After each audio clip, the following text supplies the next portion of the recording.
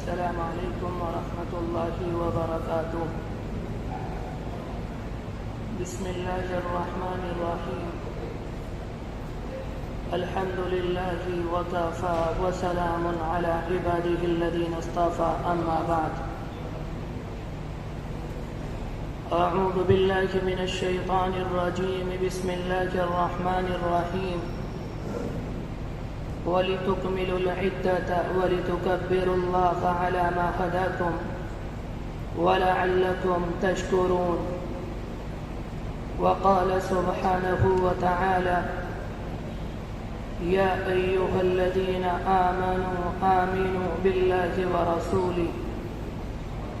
وقال سبحانه وتعالى: وإذا سألك عبادي عني فإني قريب أجيب دعوة الداع إذا دعان فليستجيبوا لي وليؤمنوا بي لعلهم يرشدون۔ صدق الله العظيم۔ وقد قال النبي صلى الله عليه وآله وسلم: الدين النصيحة، أو كما قال عليه الصلاة والسلام۔ بہت ہی عزت و احترام کے مستحق میرے بزرگوں، قابل قدر دینی اور ایمانی بھائیوں، ابھی ایک مہینہ پہلے ہم اور آپ یہ باتیں کر رہے تھے کہ رمضان المبارک کا مہینہ آنے والا ہے، پتہ نہیں کس طرح سے روزے رکھے جائیں گے، پتہ نہیں کس طرح سے تراویح پڑھی جائیں گی۔ رمضان المبارک کا مہینہ آیا اور آ کر چلا گیا۔ الحمدللہ ہم نے اور آپ نے رمضان المبارک میں روزے بھی رکھے، اس کی رات میں تراویح بھی پڑھی۔ جب رمضان المبارک کا مہینہ چل رہا ہوتا ہے یا رمضان المبارک کا مہینہ چلا جاتا ہے تو انسان کی طبیعت کے اندر، انسان کی کیفیت کے اندر کچھ ہلکی سی تبدیلی آ جاتی ہے۔ انسان یہ سمجھتا ہے کہ جب رمضان المبارک کا مہینہ تھا میں اس میں روزے رکھ رہا تھا، میں اس کی رات میں تراویح پڑھ رہا تھا، میں کچھ نہ کچھ تہجد کا اہتمام کر رہا تھا، میرا مالک مجھ سے بہت زیادہ قریب تھا۔ جب میں اپنے مالک سے دعا کرتا تھا افطار کے وقت میں یا تہجد کے وقت میں، اللہ میری دعا کو قبول کرتا تھا۔ لیکن اب رمضان کا مہینہ چلا گیا، انسان یہ سمجھتا ہے پتہ نہیں اللہ اب میری دعا کو قبول کرے گا یا نہ کرے گا۔ اللہ جو میرے قریب تھا وہ اتنا قریب رہا کہ نہ رہا۔ قرآن مجید کے اندر اللہ تبارک و تعالی نے پہلے اس شبے کا ازالہ کیا۔ اللہ کہتا ہے کہ بندو یہ بات تو ٹھیک ہے کہ رمضان المبارک چلا گیا، لیکن یہ نہ سمجھنا کہ میری ذات بھی کہیں دور چلی گئی۔ میں جتنا رمضان المبارک میں تم سے قریب تھا، رمضان کے بعد بھی میں اتنا قریب ہوں۔ لیکن انسان کا معاملہ عجیب و غریب ہوتا ہے کہ جب رمضان المبارک کا مہینہ ہوتا ہے انسان نمازوں کی پابندی کرتا ہے، انسان روزے رکھتا ہے، انسان کچھ نہ کچھ قرآن مجید کی تلاوت کرتا ہے، جس کی وجہ سے انسان کا تعلق اللہ کی ذات سے مضبوط ہو جاتا ہے، اور انسان اللہ سے جو دعا کرتا ہے اللہ بندے کی اس دعا کو قبول کرتا ہے۔ اس وجہ سے رمضان المبارک میں انسانوں کو اللہ اپنے قریب نظر آتا ہے۔ جب رمضان المبارک کا مہینہ چلا جاتا ہے انسان نمازوں میں کوتاہی کرتا ہے، روزے بھی بہت کم رکھتا ہے، حلال اور حرام کی تمیز نہیں کرتا، اور گناہ بھی کرتا ہے، اپنی آنکھوں کی حفاظت نہیں کرتا۔ حالانکہ غیر رمضان میں جب انسان نے اللہ کی عبادت نہیں کی تو انسان اللہ سے خود دور ہو گیا، لیکن انسان سمجھتا یہ ہے کہ اللہ مجھ سے دور ہو گیا۔ اللہ کہتا ہے کہ بندے میں رمضان میں بھی تمہارے قریب اور رمضان کے بعد بھی تمہارے قریب ہوں۔ قرآن مجید کے اندر ایک موقع پر فرمایا نحن اقرب الیہ من حبل الورید، ہم انسان کی شہرت سے زیادہ قریب ہیں۔ کہیں فرمایا وَهُوَ مَعَكُمْ أَيْنَمَا كُنْتُمْ، تم دنیا کے کسی حصے میں ہو، کسی علاقے میں ہو، کسی شہر میں ہو، کسی بستی میں ہو، دنیا کے کسی بھی چپے میں ہو، ہم تمہارے ساتھ ہیں۔ قرآن مجید کے اندر ایک موقع پر فرمایا وَإِذَا سَأَلَكَ عِبَادِي عَنِّي فَإِنِّي قَرِيبٌ، اے پیغمبر اگر میرے بندے آ کر آپ سے میرے بارے میں یہ معلوم کریں کہ اللہ تبارک و تعالی کہاں ہے تو انہیں بتا دینا فَإِنِّي قَرِيبٌ، میں بندوں کے بہت زیادہ قریب ہوں۔ اس کے بعد فرمایا اجیب دعوت الداعی اذا دعان، جب میرا بندہ مجھے پکارتا ہے یا مجھ سے دعا کرتا ہے میں اپنے بندے کی پکار کو سنتا ہوں، اپنے بندے کی دعا قبول کرتا ہوں۔ اس کے بعد فرمایا فَلْيَسْتَجِيبُوا لِي، بندوں کو وہ چاہیے کہ میری پکار کا جواب دیں، وَلْيُؤْمِنُوا بِي، اور میری ذات کے اوپر ایمان لے کر آئیں، لَعَلَّهُمْ يَرْشُدُونَ، تاکہ وہ راہ راست پر آ جائیں۔ میرے عزیز رمضان المبارک میں ہم نے اللہ تبارک و تعالی کی عبادت کی جتنی ہم سے ہو سکی، جس کی وجہ سے اللہ ہمیں قریب نظر آیا۔ غیر رمضان میں بھی ہم اللہ کی عبادت کریں، غیر رمضان میں بھی اپنے آپ کو گناہوں سے روکنے کی کوشش کریں تو اللہ ہماری دعاؤں کو قبول کرے گا۔ انسان کیا ہے؟ انسان مختلف اعضاء کا مجموعہ ہے۔ اگر انسان کے اعضاء سنور جائیں، انسان کے اعضاء درست ہو جائیں تو انسان درست ہو جاتا ہے۔ زبان انسان کا ایک چھوٹا سا عضو ہے، لیکن اس زبان سے جو الفاظ ادا ہوتے ہیں یا جملے نکلتے ہیں، اللہ تبارک و تعالی کے یہاں ان جملوں کی بہت زیادہ اہمیت ہوتی ہے۔ ایک دو بات آپ کے سامنے عرض کروں گا جس سے بات سمجھ میں آ جائے گی۔ ایک انسان 70 سال کا کافر ہے جس نے اپنی زندگی گناہوں میں گزاری، جس نے آنکھوں کے گناہ کیے، جس نے کان کے گناہ کیے، جس نے زبان کے گناہ کیے، جس نے اپنی زندگی کے اندر شراب پی، جس نے اپنی زندگی کے اندر ناپاک گوشت کھایا۔ اس انسان نے حرام اور حلال میں کوئی تمیز نہیں کی، اس نے حرام کو، رشوت کو، سود کو، جتنی ناجائز چیزیں ہیں ان تمام چیزوں کو حلال جانا۔ اس کے بال سفید ہو چکے، اس کی نگاہ کمزور ہو گئی، اب وہ اونچا سنتا ہے، اب اس کے منہ میں دانت نہیں ہے، اس کی کمر جھک گئی۔ اگر وہ آخری وقت سے کچھ لمحہ پہلے کلمہ پڑھ لے، اللہ اس کے کلمے کو قبول کرتا ہے اور اس کی مغفرت کر دیتا ہے۔ روایت کے اندر آتا ہے جب کوئی غیر مسلم انسان کلمہ پڑھتا ہے، اللہ کا ایک فرشتہ اس کے کلمے کو لیتا ہے اور آسمان کی بلندی کی طرف جاتا ہے۔ جب وہ اوپر جا رہا ہوتا ہے، اوپر سے ایک فرشتہ نیچے آ رہا ہوتا ہے، درمیان میں ان دونوں فرشتوں کی ملاقات ہوتی ہے۔ جو فرشتہ اوپر سے آتا ہے وہ نیچے سے جانے والے فرشتے سے معلوم کرتا ہے تم کہاں جا رہے ہو اور کیا لے کر جا رہے ہو۔ یہ فرشتہ کہتا ہے اللہ کے ایک نافرمان بندے نے اللہ کا کلمہ پڑھا، میں نے اس کے کلمے کو لیا ہے اور میں اللہ کے حضور اس کے کلمے کو پیش کرنے جا رہا ہوں۔ پھر نیچے سے جانے والا فرشتہ اوپر سے آنے والے فرشتے سے معلوم کرتا ہے تم کہاں جا رہے ہو اور کیا پیغام لے کر جا رہے ہو۔ وہ کہتا کہ اللہ نے اس کے کلمے کو قبول کر لیا اور اس کے لیے مغفرت کا اعلان کر دیا، میں اس بندے کی مغفرت لے کر اس کے پاس جا رہا ہوں۔ میرے عزیزو، زبان سے 4 لفظ نکلے، لا الہ الا اللہ محمد الرسول اللہ۔ اس نے زندگی میں جتنے گناہ کیے تھے اللہ نے اس کے تمام گناہوں کو معاف کر دیا۔ یہ زبان سے نکلنے والے الفاظ کی اہمیت ہے۔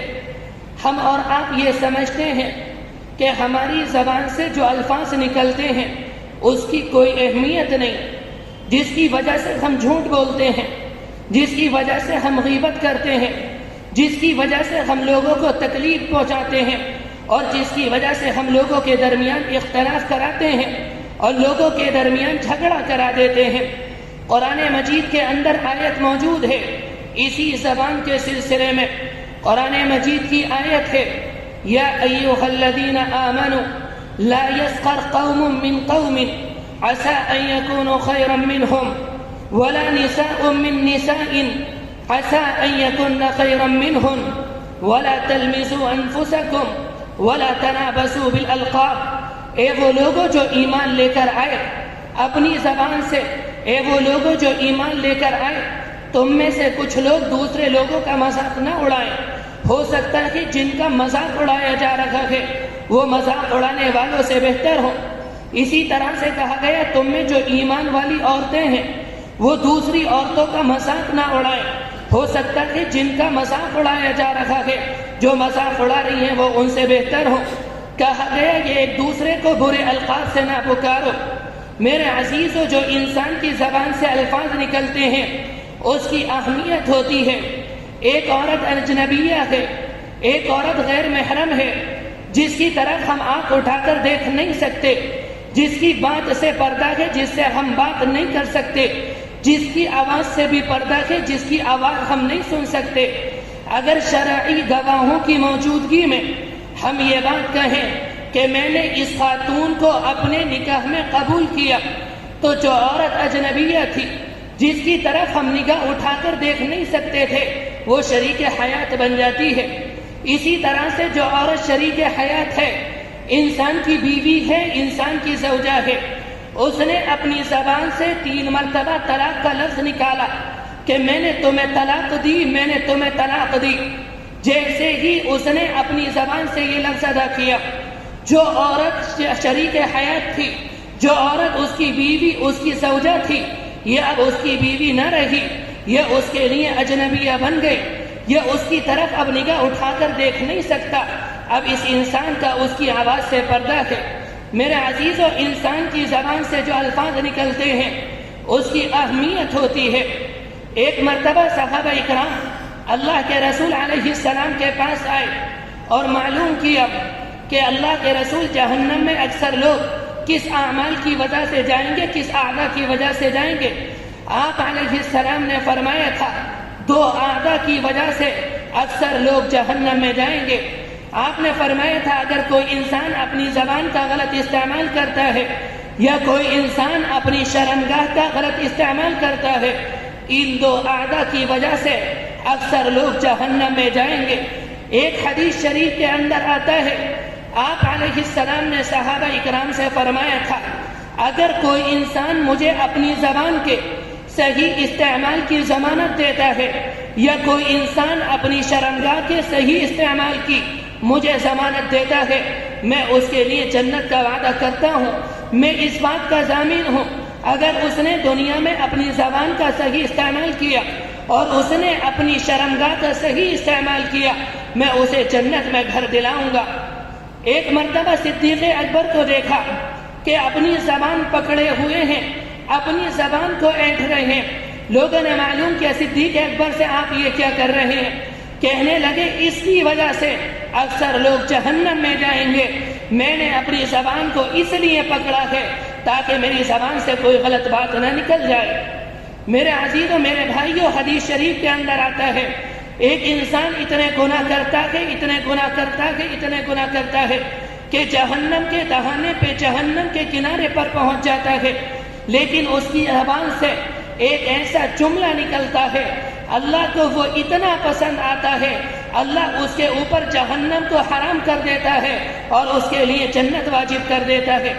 اسی طرح سے ایک انسان اتنی نیکیاں کرتا ہے، اتنی نیکیاں کرتا ہے، جنت کے قریب پہنچ جاتا ہے، لیکن اپنی زبان سے اتنا ناپاک جملہ نکالتا ہے اللہ اس کے اوپر جنت کو حرام کر دیتا ہے اور اس کے لیے جہنم کا فیصلہ کر دیتا ہے۔ میرے بھائیوں، زبان سے جو الفاظ نکلتے ہیں اس کی اہمیت ہے۔ جب ہم بولا کریں تو سوچ کر بولا کریں، سمجھ کر بولا کریں۔ حدیث شریف کے اندر آتا ہے جب کوئی انسان اپنی زبان سے کوئی جملہ نکلتا ہے، چاہے وہ جملہ اچھا ہو چاہے وہ جملہ گندا ہو، اللہ کے فرشتے اسے نوٹ کر لیتے ہیں، اسے نامہ اعمال میں لکھ لیتے ہیں اور وہ اللہ کے سامنے پیش ہوتا ہے۔ میرے بھائیوں، جس طرح سے ہم نے اور آپ نے رمضان المبارک میں اپنے آپ کو گناہوں سے بچایا، غیر رمضان میں بھی گناہوں سے بچنے کی کوشش کرے۔ اس زمانے کے اندر یتیموں کا خیال نہیں کیا جاتا۔ اگر کسی کے باپ کا انتقال ہو جاتا ہے، سب سے پہلے اس کی زمین ہڑپ لی جاتی ہے، اس کے مال پر قبضہ کیا جاتا ہے، اس کے مکان پر قبضہ کر لیا جاتا ہے۔ حدیث شریف کے اندر آتا ہے کہ عید کا دن تھا، پیغمبر علیہ الصلاۃ والسلام اپنے گھر سے مسجد نبوی میں عید کی نماز پڑھانے کے لیے نکلے۔ آپ راستے میں آئے، آپ نے دیکھا کہ بچے کھیل رہے ہیں، بچوں نے شاندار لباس پہن رکھے ہیں، کسی کے کپڑے اچھے، کسی کے چپل اچھے، کسی کی ٹوپی اچھی، کسی کا عمامہ اچھا۔ آپ نے دیکھا کہ ایک معصوم بچہ ہے جو ان کے ساتھ نہیں کھیل رہا، جو اداس بیٹھا ہوا ہے، اور اس کے جسم کے اوپر شاندار کپڑے نہیں بلکہ اس نے میلے اور گندے کپڑے پہنے ہوئے ہیں۔ آپ علیہ السلام اس بچے کے پاس آئے، آپ نے اس سے معلوم کیا کہ آج عید کا دن ہے، تم نے شاندار کپڑے کیوں نہیں پہنے جس طرح سے انہوں نے کپڑے پہنے ہیں؟ وہ بچہ کہتا ہے، اس بچے کی آنکھوں میں آنسو آ گئے، اے اللہ کے رسول، میں یتیم مدینہ ہوں، میرے سر سے میرے باپ کا سایہ اٹھ چکا، میرے پاس میرا باپ نہیں ہے جو مجھے شاندار کپڑے لا کر دیتا، جو مجھے شاندار چپل لا کر دیتا، میری ماں مجھے نہلاتی، مجھے دھلاتی اور مجھے شاندار کپڑے پہنا دیتی، میرے پاس کپڑے نہیں ہیں، اس وجہ سے میں نے نئے کپڑے نہیں پہنے۔ آپ علیہ السلام نے اس کی انگلی پکڑی، آپ اسے اپنے گھر میں لے کر آئے، آپ نے حضرت عائشہ رضی اللہ عنہا سے کہا کہ یہ بچہ یتیم ہے، اسے شاندار طریقے سے نہلاؤ، اور حضرت فاطمہ رضی اللہ عنہا کے پاس پیغام بھیجا کہ حضرت حسن یا حسین کے کوئی شاندار کپڑے ہوں تو ذرا میرے گھر بھیج دو۔ ان کے کپڑے اللہ کے رسول کے گھر آئے، حضرت عائشہ نے اس بچے کو نہلایا اور دھلایا، حضرت حسن یا حسین کے اسے کپڑے پہنائے۔ جب وہ بچہ تیار ہو گیا، آپ علیہ السلام نے اس بچے سے کہا، آج تم پیدل چل کر میرے ساتھ مسجد نہیں جاؤ گے۔ آپ وہیں بیٹھ گئے اور آپ نے اس سے کہا، میرے کندھے پر سوار ہو جاؤ۔ وہ بچہ آپ علیہ السلام کے کندھے پر چڑھ کر بیٹھ گیا۔ آپ علیہ السلام اٹھے اور اس بچے کو اس جگہ لے کر آئے جہاں پر وہ بچے کھیل رہے تھے۔ بچوں نے دیکھا یہ کیا عجیب منظر ہے، جس بچے کے کپڑے گندے تھے، جس کے کپڑے گندے اور میلے تھے، وہ اللہ کے رسول کے کاندھوں پر بیٹھا ہوا ہے۔ اس بچوں نے بچے سے معلوم کیا، اس نے کہا، میں یتیم ہوں، میرا باپ نہیں، اللہ کے رسول نے مجھے گود لے لیا ہے۔ جتنے بچے کھیل رہے تھے سب رونے لگے اور سب کی زبان پر ایک جملہ آیا، کاش آج ہم بھی یتیم ہوتے اور ہمیں پیغمبر علیہ السلام کے کاندھوں پر بیٹھنے کا شرف حاصل ہوتا۔ آپ علیہ السلام نے اسے کاندھے پر بٹھایا، آپ مسجد نبوی کے اندر آئے، آپ منبر کے اوپر تشریف فرما ہوئے۔ وہ بچہ آپ کے کاندھوں سے اترا اور وہ نیچے چل کر جانے لگا۔ آپ علیہ السلام نے اس بچے سے کہا، آج تم نیچے نہیں بیٹھو گے، آج تم میرے ساتھ میرے منبر پر بیٹھو گے۔ پھر آپ علیہ السلام نے اس بچے کے سر پر ہاتھ رکھا اور صحابہ اکرام کا جو مجمع آپ کے سامنے بیٹھا ہوا تھا، آپ نے ان سے فرمایا، اگر کوئی انسان یتیم بچے کے سر کے اوپر ہاتھ رکھتا ہے اور اس کے ہاتھ کے نیچے جتنے بال آتے ہیں، اللہ اتنی نیکیاں اس انسان کے نام اعمال میں لکھ دیتا ہے۔ میرے بھائیوں، ہمیں اس بات کی قدر کرنی چاہیے کہ اللہ تبارک و تعالی نے ایمان نصیب فرمایا، ہمیں اس پر اللہ کا شکر ادا کرنا چاہیے۔ قرآن مجید کے اندر اللہ تبارک و تعالی نے چند نوجوانوں کا واقعہ ذکر فرمایا۔ حدیث شریف کے اندر آتا ہے، اللہ کو اپنے بندوں سے محبت ہے، اللہ بندوں سے محبت کرتا ہے، عورتوں سے محبت کرتا ہے، جوانوں سے محبت کرتا ہے، بوڑھوں سے محبت کرتا ہے، اللہ تمام انسانوں کو کھلاتا ہے۔ حدیث شریف کے اندر آتا ہے، حدیث قدسی ہے، اللہ تبارک و تعالی بڑے پیار سے اپنے بندوں سے فرماتا ہے، میرے بندوں تم بھوکے تھے، میں نے تمہیں کھانا کھلایا، تم مجھ سے مانگو میں تمہیں کھلاؤں گا۔ میرے بندوں تمہارے سطر کے اوپر، تمہارے جسم کے اوپر کپڑے نہیں تھے، میں نے تمہیں پہنایا ہے، تم مجھ سے کپڑے مانگو میں تمہیں کپڑے پہناؤں گا۔ میرے بندوں تم گمراہ تھے، تم ضلالت اور گمراہی میں ٹہل رہے تھے، تم ادھر ادھر ٹکرے مار رہے تھے، کبھی اس پیڑ کے آگے سجدہ کرتے، کبھی اس مورتی کے آگے اپنا سر ٹیکتے۔ میں نے تمہیں ہدایت دی ہے، تم مجھ سے ہدایت مانگو، میں تمہیں ہدایت دوں گا، میں تمہیں بتاؤں گا ہدایت کا راستہ کیا ہے، میں تمہیں منزل مقصود تک پہنچا دوں گا۔ اس سے پتہ چلا کہ اللہ تبارک و تعالیٰ کو اپنے بندوں سے بہت محبت ہے۔ ہم جو کچھ بازار سے خرید کر لے کر آئیں، چاہے کپڑا ہو یا کھانے کا سامان ہو یا جوتے اور چپل ہو، اس کا طریقہ یہ ہے پہلے اپنے مالک سے دعا مانگے، اے اللہ مجھے کپڑے دے دیجئے، اے اللہ مجھے چپل دے دیجئے، میرے کھانے کا انتظام کریے، اس کے بعد جا کر بازار سے خرید کر لائیے۔ اس طرح سے انشاءاللہ آپ کے مال کے اندر برکت ہوگی۔ چند نوجوانوں کا ذکر کیا قرآن مجید کے اندر۔ عیسیٰ علیہ السلام کے زمانے کی بات ہے، ان کے پہلے کی بات ہے یا اس سے بعد کی بات ہے، میں اس اختلاف میں نہیں جاتا۔ قرآن مجید نے ذکر کیا عیسیٰ علیہ السلام سے پہلے یہ بعد میں دنیا کے اندر ایک ایسا وقت آیا کہ ساری دنیا کے اندر کفر پھیلا ہوا تھا، شرک عام تھا، کوئی اللہ کا نام نہیں لے سکتا تھا، کوئی رب العالمین کے لیے اپنی زبان سے دو جملے ادا نہیں کر سکتا تھا، کوئی اللہ کے سامنے اپنی پیشانی نہیں دیکھ سکتا تھا۔ اس طرح سے یہ حالت آئی، ان اللہ کے بندوں کے ذہن میں یہ بات آئی، یہ زمین کیسی ہے جہاں ہم اللہ کا نام نہیں لے سکتے، جہاں اللہ سے کوئی چیز نہیں مانگ سکتے، جہاں اللہ کے سامنے اپنی پیشانی کو ٹیک نہیں سکتے۔ ایک اللہ کے بندے کے دل میں یہ بات آئی، اسے یہ معلوم نہیں تھا کہ میرے ذہن کا اس زمانے میں کوئی اور ہے، حالانکہ 3-4 بندے اور تھے۔ اس انسان نے یہ کیا، اس نے اپنے شہر کو چھوڑا، جنگلوں کو پار کرتے ہوئے پہاڑ کے قریب آیا اور وہاں آ کر بیٹھ گیا اور وہاں آ کر اللہ سے باتیں کرنے لگا، اے اللہ میری سمجھ میں نہیں آتا میں آپ کی عبادت کیسے کروں، میں آپ کی عبادت کیسے کروں، میں آپ کے سامنے اپنی پیشانی کو کیسے ٹیکوں، حالات اتنے خراب ہیں، اگر کوئی آپ کا نام لیتا ہے، کوئی آپ کے سامنے سجدہ کرتا ہے، اسے ذبح کر دیا جاتا ہے یا اسے سولی پر لٹکا دیا جاتا ہے۔ وہ انسان وہیں بیٹھا رہا، 2-4 دن میں ایک بندہ اور آیا، اسے اس کے دل کی حالت نہیں معلوم، اس انسان کو اس کے دل کی کیفیت نہیں معلوم۔ 2-3 دن تک یہ اسی طرح سے رہتے رہے، یہ ان سے اپنی بات کو چھپاتا اور یہ ان سے اپنی بات کو چھپاتا۔ 2-3 دن کے بعد ایک نے دوسرے سے کہا، آپ مجھے شریف معلوم ہوتے ہیں، آپ مجھے اچھے معلوم ہوتے ہیں، یہ بتائیں آپ کس وجہ سے یہاں پر آئے ہیں۔ وہ کہنے لگا وجہ یہ ہے ہم وہاں پر اللہ کے آگے اپنی پیشانی کو نہیں دیکھ سکتے، اس وجہ سے وہاں پر میرا دل نہیں لگتا، میں نے اس بستی کو چھوڑا اور اس جگہ آ گیا۔ دوسرا انسان کیسا ہے؟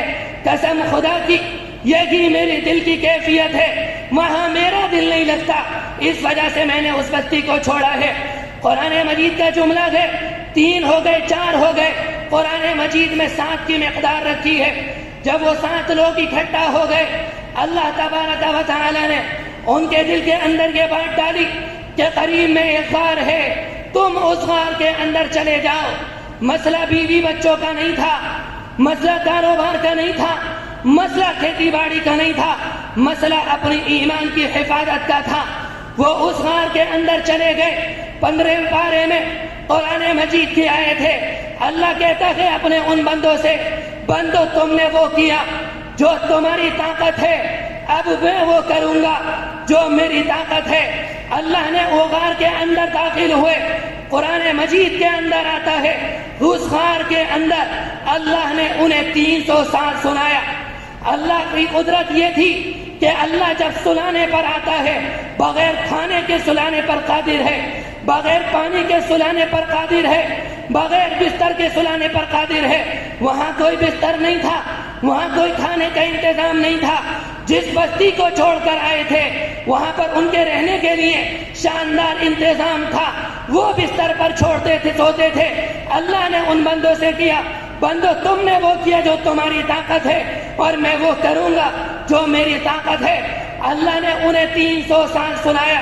اسی موقع پر پیغمبر علیہ السلام کا وہ واقعہ تازہ کرنے کہ غزوہ بدر کے موقع پر پیغمبر علیہ السلام نے مدینہ منورہ سے 313 صحابہ کو لیا اور کفار سے مٹ پھیر کے لیے بدر کے میدان کی طرف چل دیے۔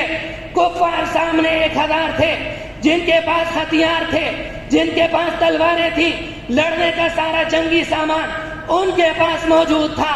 اللہ کے رسول کی صحابہ کی کیفیت یہ تھی، کسی کے ہاتھ میں ڈنڈا، کسی کے ہاتھ میں تلوار، کسی کے ہاتھ میں پتھر اور کسی کے پاس کچھ نہیں۔ کہاں جا رہے ہیں؟ کفار سے ملاقات کرنے کے لیے جا رہے ہیں۔ بدر کے اندر رات میں پیغمبر علیہ السلام کے لیے ایک جھونپڑی بنائی گئی۔ آپ علیہ السلام نے اپنی پیشانی کو اللہ کے سامنے ٹیک دیا۔ اس موقع پر اللہ نے یہ کہا، اے محمد آپ نے وہ کیا جو آپ کی طاقت ہے، ہم وہ کریں گے جو ہماری طاقت ہے۔ قرآن مجید کی آیت آئی، اس کے بعد استغیثون ربکم فاستجاب لکم انی ممدکم بألف من الملائکۃ مردفین۔ پیغمبر یاد کیجئے اس وقت کو جب آپ اپنے مالک سے دعا کر رہے تھے، ہم نے آپ کی دعا کو سنا اور آپ کے لیے اتنے فرشتے اتارے کہ فرشتوں کا تانتا لگا دیا۔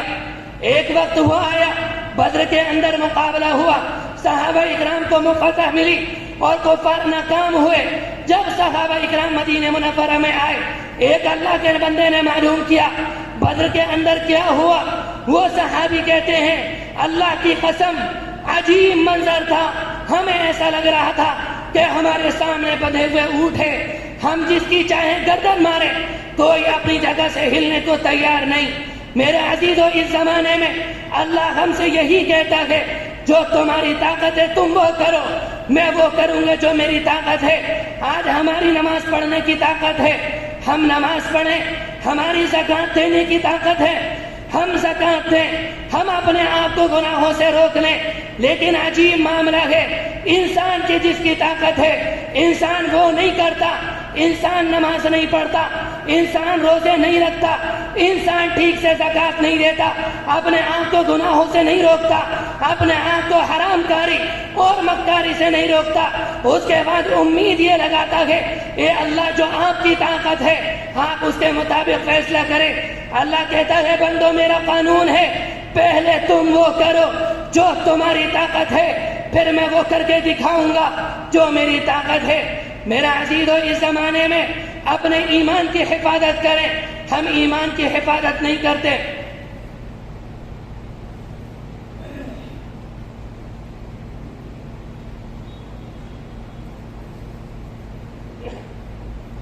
ہم ایمان کی حفاظت نہیں کرتے، ہم اپنے کاروبار کی حفاظت کرتے ہیں، ہم بیوی بچوں کی حفاظت کرتے ہیں، ہم اپنی گاڑیوں کی دیکھ بھال کرتے ہیں، ہم اپنی جائیداد کی دیکھ بھال کرتے ہیں۔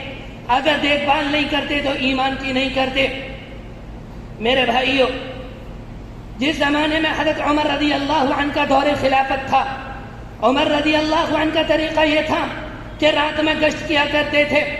رات میں گشت کر رہے تھے، ایک گھر سے چند خاتونوں کی آواز آئی۔ امیر المؤمنین نے کان لگایا کہ ایک بوڑھی اپنی بٹیا سے کہہ رہی تھی، بیٹیا ذرا یہ بتاؤ کہ بکری نے دودھ دیا یا نہیں دیا؟ لڑکی نے کہا، اماں جان بکری نے دودھ دے دیا۔ معلوم کیا کتنا دودھ دیا ہے، تھوڑا دیا ہے یا پورا دیا؟ ان کی بیٹی کہتی ہے، اماں آج بکری نے دودھ کم دیا ہے۔ ان کی ماں نے کہا، بیٹی صبح کو لینے والے آئیں گے، وہ تھوڑا دودھ نہیں لیں گے، وہ پورا دودھ لے کر جائیں گے۔ بیٹی معلوم کرتی ہے، اماں کیا کروں؟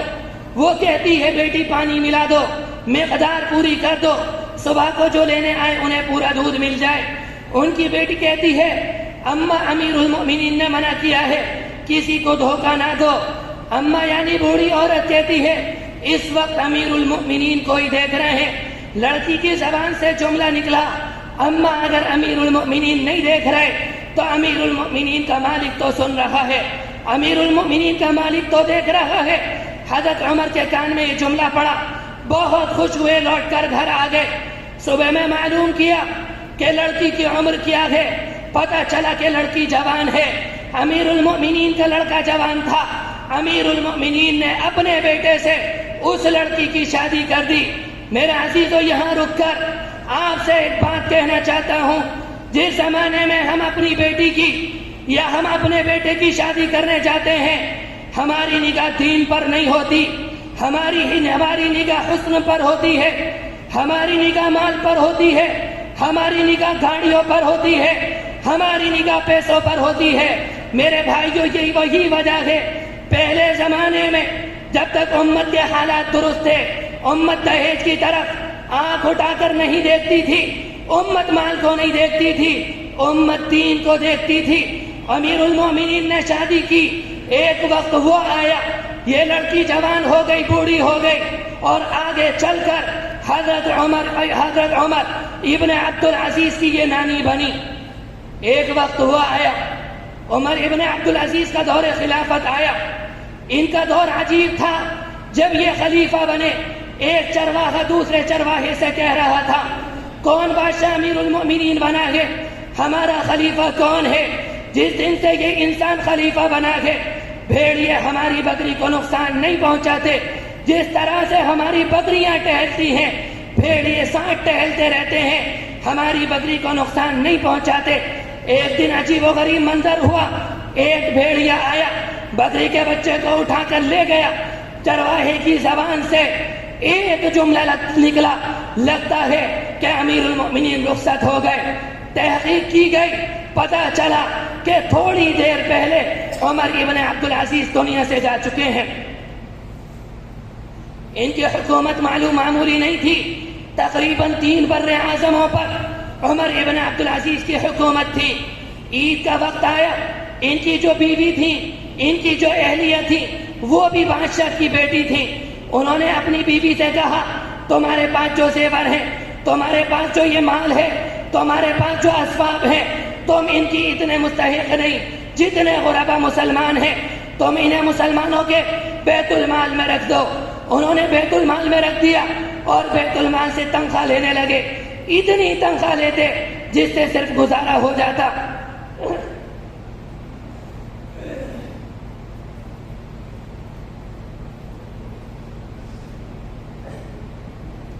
عید کا موقع آیا، بچے امی کے پاس آئے اور کہنے لگے، ابا سے کہو ذرا ہمارے لیے عید کی تیاری کر دیں، ہمارے لیے عید کے کپڑے بنا دیں۔ حضرت فاطمہ ان کی بیوی کا نام تھا، حضرت فاطمہ امیر المؤمنین کے پاس آئیں اور آ کر کہا، امیر المؤمنین، بچوں کی فرمائش یہ ہے، وہ آپ سے تو نہیں کہہ رہے، انہوں نے مجھ سے کہا ہے ذرا ابا سے کہہ دو ہمارے لیے کپڑوں کا انتظام کر دیں۔ ابا کہنے لگے، امیر المؤمنین، میرے پاس اتنے پیسے نہیں کہ میں بچوں کے لیے کپڑے سلوا سکوں یا بچوں کو چپل لا سکوں۔ ان کی بیوی نے کہا، میں آپ کو ایک بات بتاتی ہوں، آپ ایسا کریں کہ 1 مہینے کی تنخواہ ایڈوانس لے لیں، اس سے ہم بچوں کے کپڑے سلوا دیں گے اور گھر کا خرچہ میں مزدوری کر کے چلا لوں گی، میں لوگوں کا آٹا پیس دوں گی، میں دال پیس دوں گی، میں محنت مزدوری کر لوں گی، گھر کا خرچہ میں چلا لوں گی۔ امیر المؤمنین کے بات سمجھ میں آئی، انہوں نے وزیر خزانہ کو بلایا اور کہا، آپ سے ایک بات کہنی ہے۔ وزیر خزانہ ان کا باغی نہیں، ان کا اطاعت گزار تھا، ان کا غلام تھا۔ کہنے لگے، ہماری خواہش یہ ہے، بچے نے کپڑوں کی فرمائش کی ہے، آپ ایسا کریں، مجھے 1 مہینے کی تنخواہ پہلے دے دیں۔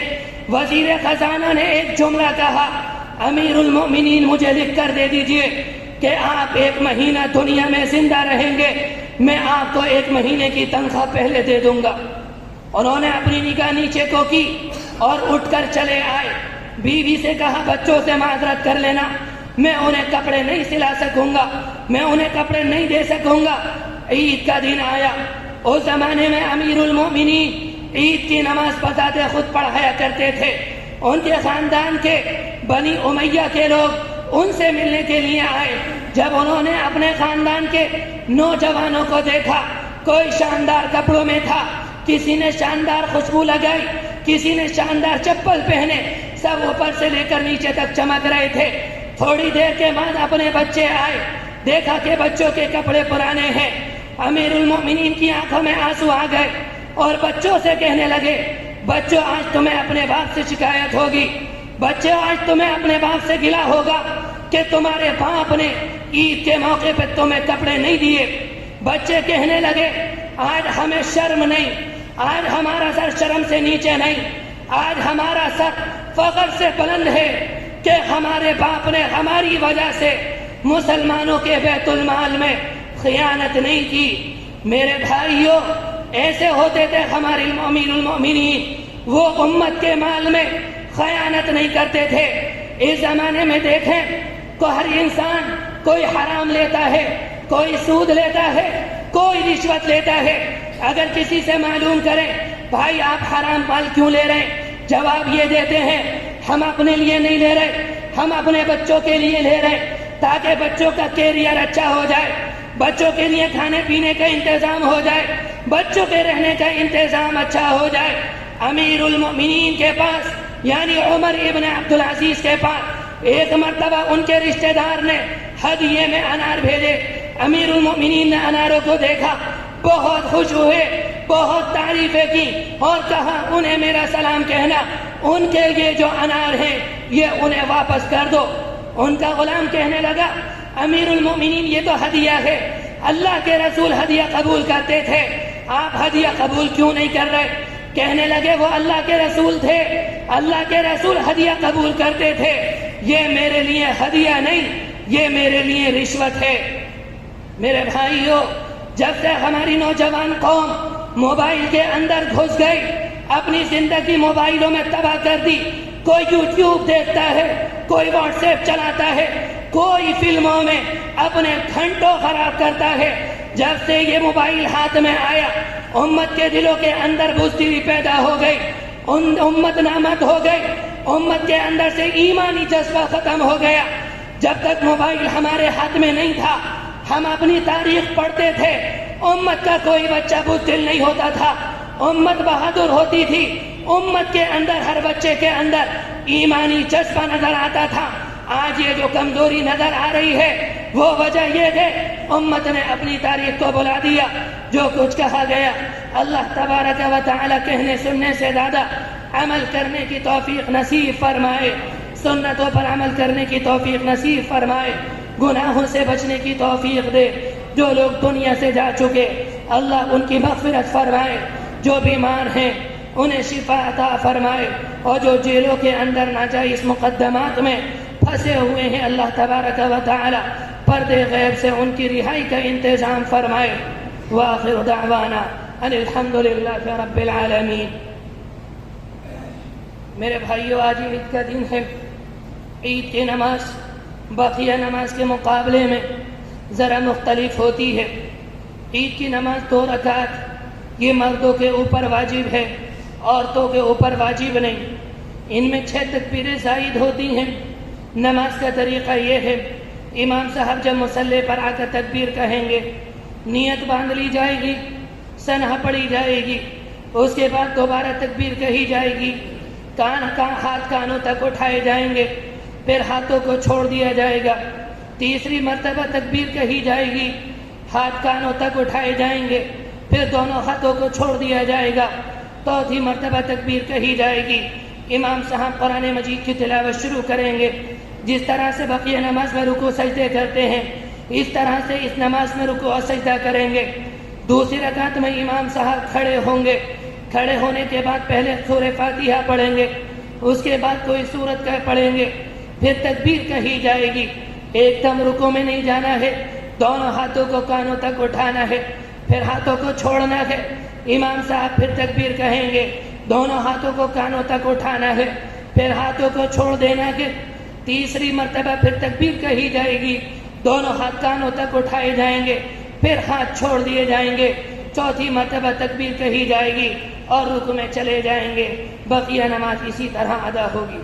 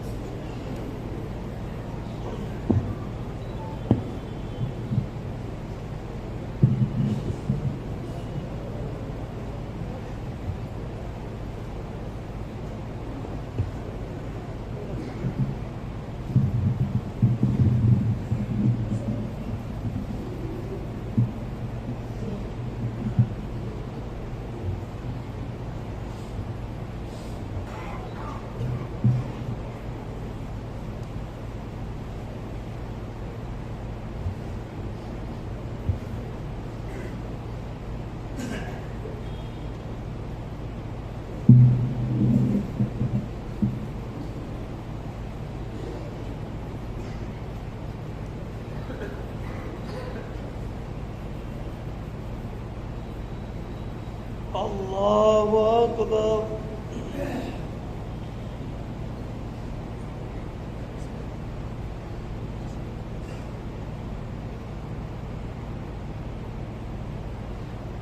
الله أكبر.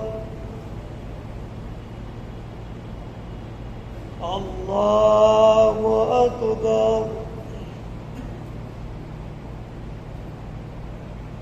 الله أكبر.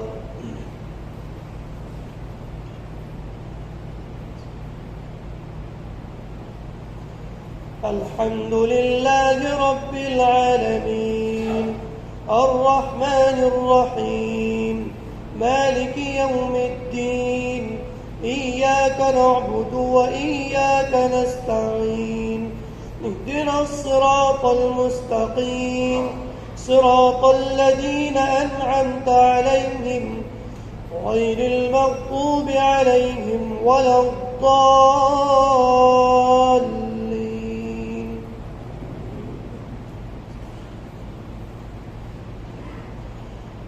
سبح اسم ربك الأعلى الذي خلق فسوى والذي قدر فهدى والذي أخرج المرعى فجعله غثاء أحوى سنقرئك فلا تنسى إلا ما شاء الله إنه يعلم الجهر وما يخفى ونيسرك لليسرى فذكر إن نفعت الذكرى سيذكر من يخشى ويتجنبها الأشقى الذي يصلى النار الكبرى ثم لا يموت فيها ولا يحيا قد أفلح من تزكى وذكر اسم ربه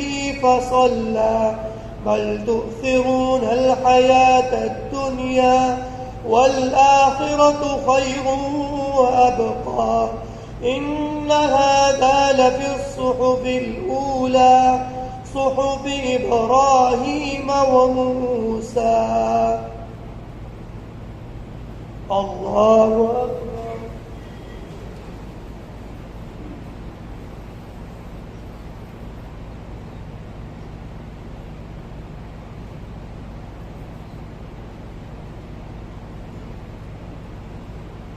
سمع الله لمن حمده.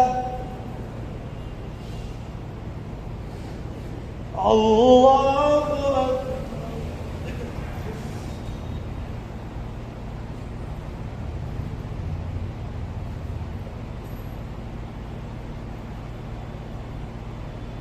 الله أكبر.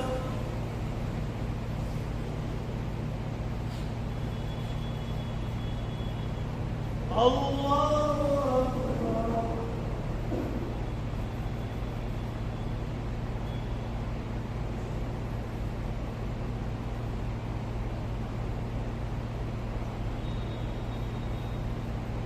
الله أكبر.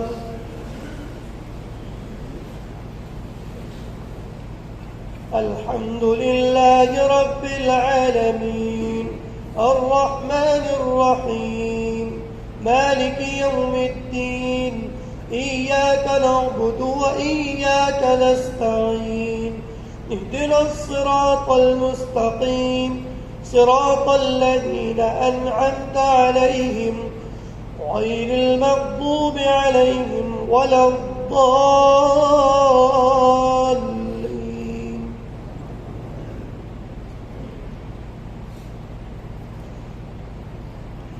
والتين والزيتون وطور سينين وهذا البلد الأمين لقد خلقنا الإنسان في أحسن تقويم ثم رددناه أسفل سافلين إلا الذين آمنوا وعملوا الصالحات فلهم أجر غير ممنون فما يكذبك بعد بالدين أليس الله بأحكم الحاكمين الله أكبر الله أكبر الله أكبر الله أكبر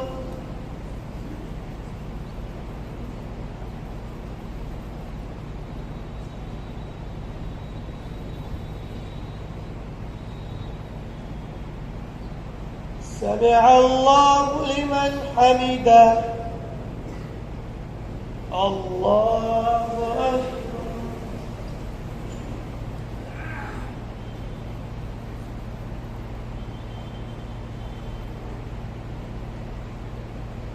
الله أكبر الله أكبر